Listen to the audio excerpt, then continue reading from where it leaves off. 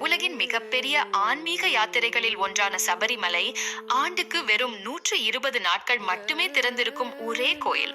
இன்று நாம் இந்த அற்புதமான யாத்திரையின் மறைவான பக்கங்களை ஆராய்வோம். அது மிகவும் சுவாரஸ்யமான தகவல். இந்த குறைந்த நாட்களில் மட்டுமே திறந்திருப்பதற்கு பின்னால் ஏதேனும் காரணம் இருக்கிறதா?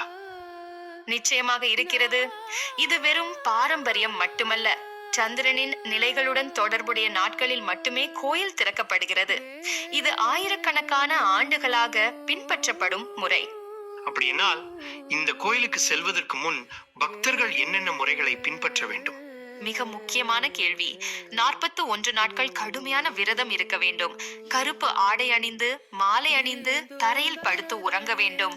மது, புகை, மாமிச உணவு போன்றவற்றை முற்றிலுமாக தவிர்க்க வேண்டும். இந்த கடுமையான விரதங்கள் எல்லாம் எப்படி தொடங்கியது? பழங்காலத்தில் இந்த கோயிலுக்கு செல்வதற்கே பல வாரங்கள் ஆகும். அடர்ந்த காட்டு வழியாக நடந்தே செல்ல வேண்டும். அப்போது புலி, சிறுத்தை போன்ற விலங்குகளிடம் இருந்து தப்பிக்க இந்த விரத முறைகள் உதவின. ஆனால் இன்று அவை ஆன்மீக பயிற்சிகளாக மாறிவிட்டன. அந்த காலத்தில் பக்தர்களுக்கு எப்படி உதவி கிடைத்தது? அதற்குத்தான் புனலூர் தாத்தா சுப்பிரமணிய ஐயர் என்கிற மகான் முன் வந்தார். அவர் தமிழக பக்தர்களுக்காக பேருந்து வசதி, உணவு வசதி ஏற்படுத்தி கொடுத்தார். அவரது சேவை இன்றளவும் நினைவு கூறப்படுகிறது. சபரிமலையின் தனித்துவம் என்ன என்று நீங்கள் கருதுகிறீர்கள்?